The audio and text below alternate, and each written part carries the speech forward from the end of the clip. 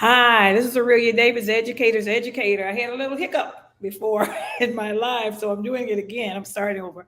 As you know, or maybe you don't know, my topic today is how to create longevity in the field of teaching. How to create longevity in the field of teaching. That means how do you make teaching a lasting career? Longevity means lifelong, lifelong. And of course, we're not saying stay there from 70 and 50, 50, 60 years. No, you stay there to the point where you are very effective in what you're doing.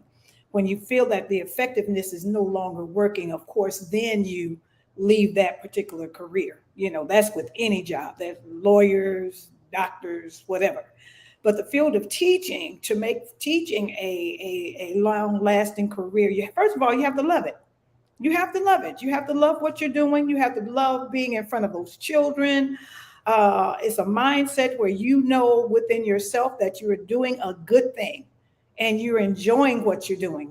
Going into that classroom. I'm not saying every day is going to be rosy. I'm not saying every day is going to be howdy howdy. But in the meantime, when you go into that classroom, you feel good about what you're getting ready to do. You feel good. You enjoy looking at those little faces or the faces of young adults. You are making a lasting impression on these people, and to be able to for them to be able to count on you from day to day, hour to hour, I mean month to month, year to year.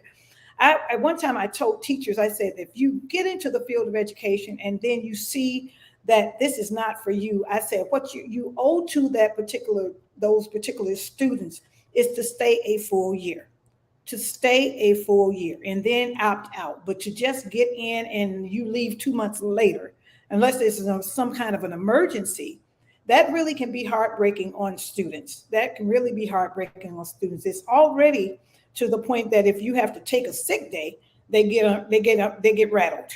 Okay. So if you go into the field of education and then you realize that it's not for you, you should commit yourself to doing at least one full year. That's September to June, in order to make those students lives complete in what you're doing.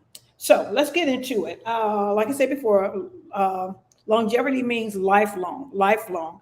And when you're talking about lifelong, you even want to become a lifelong learner. So if you go into a job and you stay, it's like maybe 3 or 4 months, you're not really learning a whole lot in order for you to be able to get to the next step of learning. I have always wanted to be a lifelong learner. So I stayed in the field of education for over 20 something years because there was always something new for me to learn. And I did get why I got into the field. I was able to get what I wanted. So the longevity of being an educator, first of all, if you're looking at career goals, you definitely want to stay there for the simple reason that some companies and some careers request and require that you stay a certain period of time in order to get the full benefits. In order to get full benefits, and those benefits can be Social Security. It can be, well, you have to be a certain age in order to get the Social Security.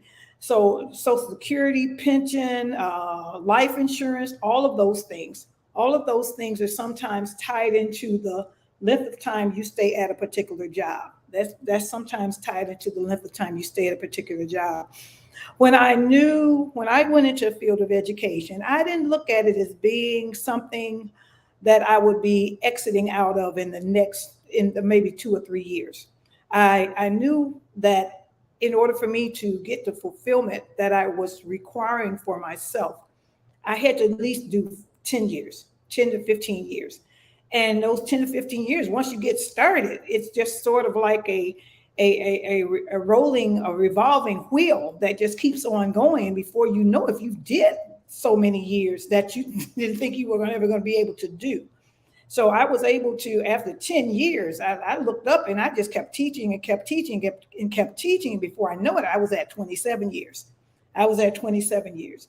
And then I decided that it was time for me, in order for me to continue to be effective. I was still effective, but in the meantime, I wanted to take my life to a different level, because of my age and what I had been doing and how many years I had put into the field of education. So the longevity is basically you having the desire to stay in what you like doing. You having the desire to stay in what you like doing. And I would say that, and I'm not sure, you have to don't sort of back me up on this. Sometimes you have to look at companies to see exactly how much they require of you as far as you getting into a particular, getting into the field of education, and how long it takes for you to be able to reap the benefits for being in that particular field. Some companies, at one time, they wanted you to do at least, right, retirement was considered after 15 to 20 years, but now people are retiring as early as 5 years and 6 years, not necessarily going somewhere to sit down, but basically moving on to something else that they like doing. And sometimes it can be connected with the field of education. You could still be in the field of education. So I brought up like a couple of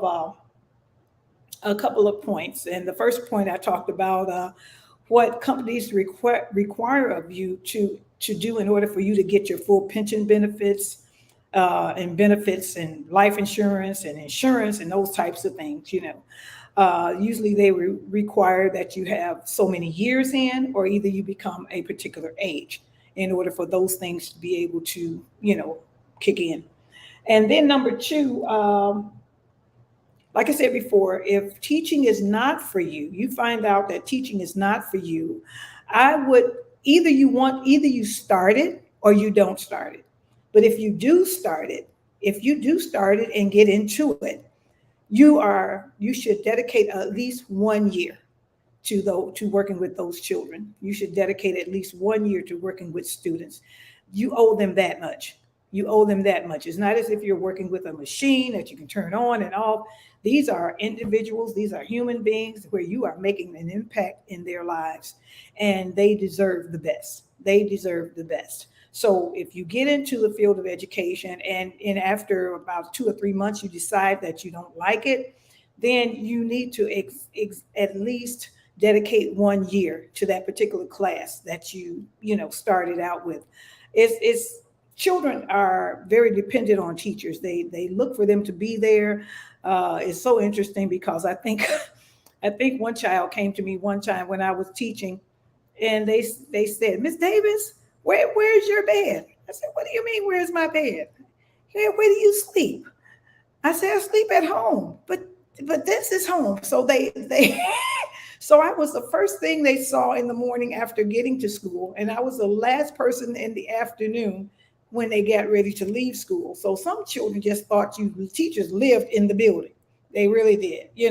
And that just shows how much they depend on you to be in place when they come into that door every morning, or when they're saying goodbye in the afternoon. They depend on you. You'd be surprised how many students get upset if you're going to take a day off, for R&R, which happens. But if you take a day off, your students will sometimes get upset, and you come in the next day, "Where were you yesterday?" So I said all of that to say that the students depend on you being there. Number three, like I talked about on yesterday, create a life outside of teaching. You cannot let teaching consume you to the point where it looks ugly. Okay? I'm going to just say that. You can't let teaching consume you to the point where it looks ugly. I'm not saying that you have to drop everything for teaching. Of course, in our quietest hours, we come up with all kinds of ideas and activities that we want the children to do and so forth. There's nothing wrong with writing those things down. But at the same time, give yourself that space of time where you rest and relax yourself after you have left that school building, after you have left that classroom. Create a space and time when you are going to get that R&R, and you need that in order to go back and do it all over again the next day. You need that. You need that alone me time, that regrouping time, that self-care time, in order for you to be able to go back and do it all over again. So create that time. After a while, when I first started teaching, I was doing 100%. I mean, I lived teaching, I breathed teaching, I ate teaching, I did it, you name it, I did it. So when I went home, everything that basically did not go well during the day was still on my mind. Okay.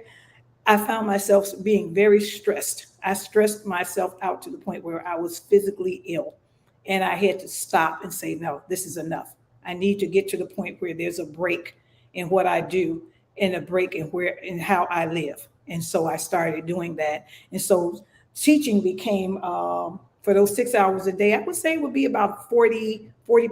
And then 60% would be me regrouping in order to come back the next day and do the same thing all over again. You're not cheating the children. Children are resilient. They're going to learn. There are going to be days when you can't teach anything. That's okay. That's okay. They will get it. They will get it. And you don't need to feel that pressure coming down from the top. Like I said on yesterday, that pressure coming down from the top is going to be there whether you teach or not. So don't take that internally to the point where it eats you up. You are not going to save every child in your classroom. You're not going to be able to teach every child in your classroom. As long as that child makes it from letter A to letter B within that year's time, you have given that child whatever they need. Okay, as long as there's some growth is better than no growth at all. And then there's some times where you're not going to have children, or some children in your classroom are not going to grow. That does not necessarily fall on you. You didn't give birth to the child. Hello.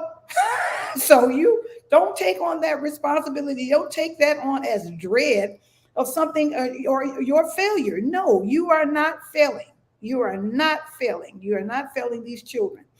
So create a life outside of the classroom, be it whatever you want to do, and get into you. Self-care. Take care of you. Do what you want to do. Be good to yourself. That's what it finally comes down to. Be good to yourself.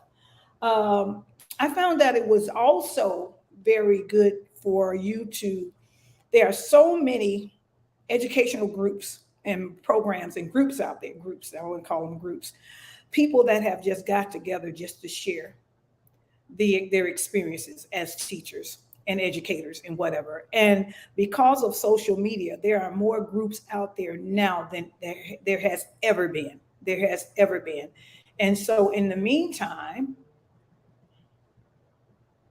hey, Dr. Green, let me call you back. All right. Okay, I'm back. And so in the meantime, go on social media, find out what educational groups are. There are groups for early childhood. There are groups for middle school. There are groups for elementary school, third grade, second grade. You name it, there are groups out there. And then and then it goes into cultures, groups for African-American teachers, so on and so forth. I have found more groups since after I retired than I did when I was teaching. So find that support group that can be very helpful in doing what you need to do and keeping you on task and keeping you leveled. Share your experiences, share your heartbreak, share your joys, all of that. That's what those groups are for, so that everybody can help support each other and keep lifting up each other. What I also did is, through the summertime, I would sign up for conferences. Going to another building and just being able to sit with some other educators and share lessons and share activities and share curriculums is very, very beneficial to you as an educator and beneficial to your children. So conferences, you want to stay in the realm of attending conferences, because they will give you exactly what you need. Say, for instance, you burn out with social studies. You don't know exactly what else to do with social studies, teaching social studies to your students. By attending a conference, sitting at a table with other educators that are not from your particular school, you would find out other things that other people are doing. And this is how the networking stays on. And you need to network on a regular basis. Once you attend that conference, get the numbers of those individuals that are sitting there with you, get their phone numbers, get their schools, and set up now, of course, you can set up like a hub. Now you can set up like a Zoom where you meet at least once or twice a month to talk about your trials and tribulations. But at the same time, you can talk about all of your successes too for teaching. Then, of course, there's groups that teaches the same grade you do. And even within your building, I was just very lucky to have in my building where we did teams. We had the kindergarten, first grade, second grade, and third grade teams. And then we had teams within the grades that you were teaching. So my colleague and myself, we would collaborate activities and things like that. And sometimes she would come up with good ideas and I would just copy them over to my classroom. And sometimes I would come up with good ideas and she would just copy them over to her classroom. So all of the heavy thinking doesn't necessarily have to always fall on you. So you don't have to get drain your brain, in order to be able to be functional, in order to keep the function going. So collaborate, get on social media, talk to people, attend conferences, all of these things. Um, then, of course, as time goes on and you find that maybe teaching is not for you, or either being in the classroom is something that you don't necessarily want to continue to do. I did that. I went a little bit out, and but I ended up back into the classroom. Then, of course, find out what other careers are connected with education on the state level, on the state level, on the city level, on the district level. There are all kinds of positions, and your experience gets you into those particular positions. They're not looking for somebody that taught for about 4 months and decided to apply for another job. They want you to have that teacher experience. That means being in that particular classroom. So that's another reason why you need to at least dedicate a year or two to teaching in order for you to be able to advance out into other areas of education. I know quite a few people that have retired from teaching and now they're doing non-for-profit organizations. They are doing tutoring. They're doing all kinds of things, that's still connected with teaching, because you are the expert in this particular field, which makes it a little bit, it makes you higher above than anybody else. So these are the things. The longevity is something that you have to decide. But if you just balance your life, and balance it all out. Don't try to do everything in 1 month. Don't try to do everything in 1 year. It's not going to happen like that. Pace yourself. Pacing is very, very, very, very needed. Pacing is very, very needed. Those first 2 years are probably going to be your toughest.